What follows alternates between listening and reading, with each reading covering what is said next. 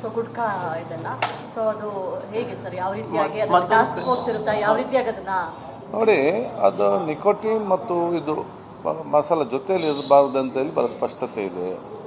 ಅದು ಕೂಡ ಕೆಲವೊಂದು ರೀತಿಯೆಲ್ಲ ಮಾಡ್ತಾ ಇದ್ರು ಇದಕ್ಕೆ. ಅದಕ್ಕಾಗಿ ಒಂದು ನಾವು ಇವತ್ತು ಆದೇಶವನ್ನು ಇವತ್ತು ನಾವು ಕೊಟ್ಟಿದ್ದೇವೆ. ಇದರಿಂದಾಗಿ ಆದ ಕಾರಣ ಅದನ್ನು ನಾವು ಯಾವ ರೀತಿ ಅನುಷ್ಠಾನ ಮಾಡಬೇಕಂದ್ರೆ ನೋಡ್ತೇವೆ. ಅದು ನೋಡಬೇಕು ನಮ್ಮ, ಯಾಕಂತ ಹೇಳಿದ್ರೆ ನಾವೀಗ ಆದೇಶ ಮಾಡಿದಷ್ಟೇ ಮುಂದಿನ ದಿನ ಯಾವ ರೀತಿ ಅದನ್ನು ನಿಯಮ ರೂಪಿಸಬೇಕಂದ್ರೆ ಅದನ್ನು ಆಲೋಚನೆ ಮಾಡ್ತೇವೆ. ಸರ್, ಇನ್ನೊಂದು ಕಡೆ ಇದ್ರ ಮಧ್ಯೆ ಕೆಲವು ಶಾಸಕರು ಅಲ್ಲಿನ ಭಾಗದ ಅಡಿಕೆ ಎಲ್ಲಿ ಬೆಳೀತಾರೆ ಅಲ್ಲಿನ ಭಾಗದ ಶಾಸಕರು ಸಿಎಂಗೆ ಮನವಿ ಮಾಡಿದ್ದಾರೆ, ಗುಟ್ಕಾವನ್ನು ನಿಷೇಧ ಮಾಡಬೇಡಿ ಅಂತ ಮನವಿ ಸಲ್ಲಿಸಿದ್ದಾರೆ ಸರ್. ಹೌದು, ಅರ್ಗ ಜಾನೇಂದ್ರ ಅವರು ಮತ್ತು ಪುತ್ರ ಅಶೋಕ್ ರೈ ಅವರು ಈಗ ಶಿವಮೊಗ್ಗ ಭಾಗದಲ್ಲಿ, ಮಂಗಳೂರು ಭಾಗದಲ್ಲಿ ಈಗ ಜಾಸ್ತಿ ಅಡಿಕೆ ವ್ಯಾಪಾರಸ್ಥರು ಜಾಸ್ತಿ. ನಾವು ಕೂಡ ರಾಜ್ಯದ ಅಡಿಕೆ ಬೆಳೆಗಾರರಿಗೆ ಮತ್ತು ಅಡಿಕೆ ಮಾರಾಟಗಾರರಿಗೆ ತೊಂದರೆ ಆಗದ ರೀತಿಯಲ್ಲಿ ನಾವು ಕ್ರಮ ಕೈಗೊಳ್ತೇವೆ. ಅಲ್ಲ, ಒಂದ್ ಕಡೆ ರಾಜ್ಯ ಸರ್ಕಾರನೇ ಈ ರೀತಿಯಾಗಿ ಕ್ರಮ ಕೈಗೊಳ್ಳುತ್ತೆ, ಮತ್ತೊಂದು ಕಡೆ ಜನಪ್ರತಿನಿಧಿಗಳು ಈ ರೀತಿ ಗುಟ್ಕಾವನ್ನು ಬ್ಯಾನ್ ಮಾಡಬೇಡಿ ಅಂತ ಹೇಳ್ತಾರೆ. ಸಾರ್ವಜನಿಕ ವಲಯದಲ್ಲಿ ಆಕ್ರೋಶ ಕೇಳಿ ಬರ್ತಾ ಇದೆ ಸರ್. ಅದು ನೋಡಿ, ಈ ರೀತಿಯಾದ ಕೆಲವೊಂದು ವಿಚಾರ ಬರೋದು ಸ್ವಾಭಾವಿಕ ಅಲ್ಲ, ಎಲ್ಲ ಕೂಡ ಸರಿಯಾಗ್ತದೆ. ಮಾನ್ಯ ಮುಖ್ಯಮಂತ್ರಿಗೆ ಅದರ ಬಗ್ಗೆ ಚರ್ಚಿಸ್ತಾರೆ ಮತ್ತು ಎಲ್ಲ ಕೂಡ ಯಾರಿಗೂ ಕೂಡ ತೊಂದರೆ ಆಗೋ ರೀತಿಯಲ್ಲಿ ನಾವು ಅದನ್ನು ಕ್ರಮವಹಿಸ್ತೇವೆ. ಇಲ್ಲ, ಅದೆಲ್ಲ ಇಲ್ಲ ಅಂತ ಯಾವ ಸಬ್ಜೆಕ್ಟ್ ಇಲ್ಲ.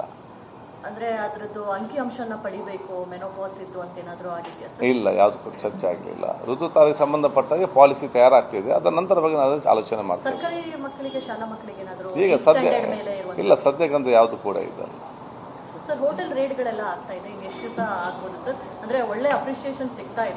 ಅಲ್ಲ, ಇವತ್ತು ನಾವು ಬಹುಶಃ Apollo hospital, Jayadev hospital, Kidwai hospital ಆಸ್ಪತ್ರೆಯಲ್ಲಿ ನಾವು ಗಮನ ತಗೊಂಡಿದ್ದಕ್ಕೆ ಅಲ್ಲಿ ಉತ್ತಮವಾಗಿ ಕೊಡಬೇಕು. ಇನ್ನು ನಮ್ಮ ಮುಂದಕ್ಕೆ ಬಹುಶಃ ನಮಗೆ PG ಇದೆ, ಸ್ಕೂಲ್ ಹಾಸ್ಟೆಲ್ಸ್ ಇದೆ, ಕಾಲೇಜ್ ಹಾಸ್ಟೆಲ್ಸ್ ಇದೆ, ಅದು ಪ್ರೈವೇಟ್ ಹಾಸ್ಟೆಲಲ್ಲಿ, ಗೌರ್ಮೆಂಟ್ ಹಾಸ್ಟೆಲಲ್ಲಿ.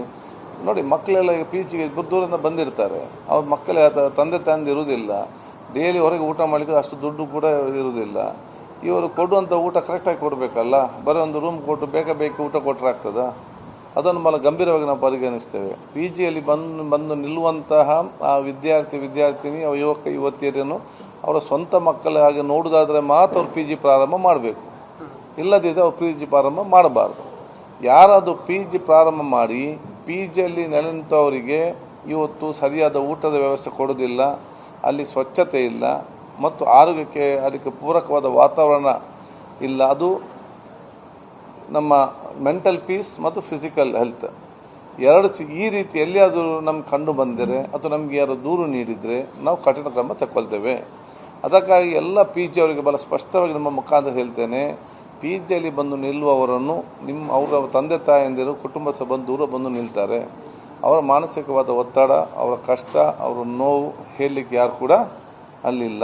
ಆದ ಕಾರಣ ಅಲ್ಲಿ ಬಂದು ನಿಲ್ಲುವವರನ್ನು ನಿಮ್ಮ ಸ್ವಂತ ಮಕ್ಕಳಾಗಿ ನೀವು ನೋಡೋದಾದರೆ ಮಾತ್ರ ನೀವು ಅಲ್ಲಿ PG ಪ್ರಾರಂಭ ಮಾಡಿ. ಈ ಮಕ್ಕಳ ನೋವಿನಲ್ಲಿ ನೀವು ದುಡ್ಡು ಮಾಡಬೇಕಂತ ಆಲೋಚನೆ ಮಾಡಿದರೆ ದಯವಿಟ್ಟು ನೀವು ಅದನ್ನು ಪ್ರಾರಂಭ ಮಾಡಬೇಡಿ. ನಮಗೇನಾದ್ರು ಕಂಪ್ಲೇಂಟ್ ಬಂದರೆ ನಾವು ಕಠಿಣ ಕ್ರಮ ನಾವು ತಗೊಳ್ತೇವೆ. ರಾಜ್ಯದ ನೋಡಿ, ಇದೆಲ್ಲ ನಗರ ಪ್ರದೇಶದಲ್ಲಿ ಮಾತ್ರ PG ಇರುವಂಥದ್ದಲ್ಲ, ಬೆಂಗಳೂರಲ್ಲಿ ಜಾಸ್ತಿ ಇದೆ, ಮೈಸೂರು ಸ್ವಲ್ಪ ಕಡಿಮೆ, ಅದಕ್ಕಿಂತ ಕಡಿಮೆ ಮಂಗಳೂರು, ಡಿಪೆಂಡ್.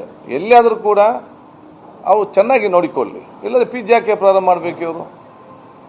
ಇವರು ನೋವಿನಲ್ಲಿ ಇವರು ದುಡ್ಡು ಮಾಡಬೇಕನ್ನೋದಕ್ಕೆ ಅರ್ಥ ಉಂಟಾ? ಅದನ್ನು ಭಾಳ ಸ್ಟ್ರಿಕ್ಟಾಗಿ ನಾವು ಪರಿಗಣಿಸ್ತೇವೆ. ಮತ್ತು ಹಿಂದೆ ನಾನು ನಗರ ಸಚಿವನಾಗಿದ್ದ ಒಂದು PGಗೆ ಒಂದು ನಿಯಮ ಮಾಡಿದ್ದೆ, ಆ ನಿಯಮವನ್ನು ಅನುಷ್ಠಾನ ಮಾಡಿಸ್ತೇನೆ. ಹೇಗೆ PG ಹೇಗೆ ಒಂದು ಪೇಯಿಂಗ್ ಗೆಸ್ಟ್ ಓಪನ್ ಮಾಡಬೇಕು, ಏನಲ್ಲಿ ನಿಯಮಗಳಂತೇಳಿ ನಾನು ಪಾಲಿಸಿ ಮಾಡಿದ್ದೆ ಅವತ್ತು.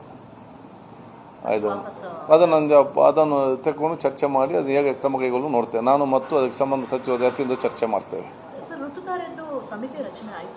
ಋತುತಾರ ಸಚಿವರಾಗಿ ಡಾಕ್ಟರ್ ಜೋಶನ್ ಅದರಲ್ಲಿ ಮುಖ್ಯಸ್ಥರಿದ್ದಾರೆ, ರಮ್ಯಾ ಅವರು ಇವತ್ತು ಅದರಲ್ಲಿ ಭಾಗವಹಿಸ್ತಾರೆ, ಅವರು ಚರ್ಚೆ ನಡೆಸ್ತಾರೆ. ಆದಷ್ಟು ಬೇಗ ಅದರ ಪಾಲಿಸಿಯನ್ನು ನಾವು ಹೊರಗೆ ತರ್ತೇವೆ. ಇಲ್ಲ, ಖಂಡಿತವಾಗಿಯೂ ಇಲ್ಲ. ಅದೆಲ್ಲೂ ಕೂಡ ನಾನು ಕೂಡ ಮೀಡಿಯಾದಲ್ಲಿ ಬಂದು ನಾನು ನೋಡಿದ್ದೇನೆ, ಅದು ಭಾಳ ಸ್ಪಷ್ಟತೆ ಇಲ್ಲದಂಥ ಹುವೆಪ್ಪುಗಳ ಮುಖ ಬಂದಂಥ ವರದಿ.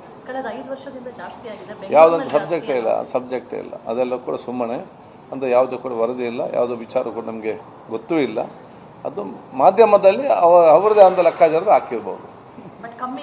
ಇಲ್ಲ, ನಮ್ಗೆ ಗೊತ್ತಿಲ್ಲ, ಸಬ್ಜೆಕ್ಟೇ ಗೊತ್ತಿಲ್ಲ.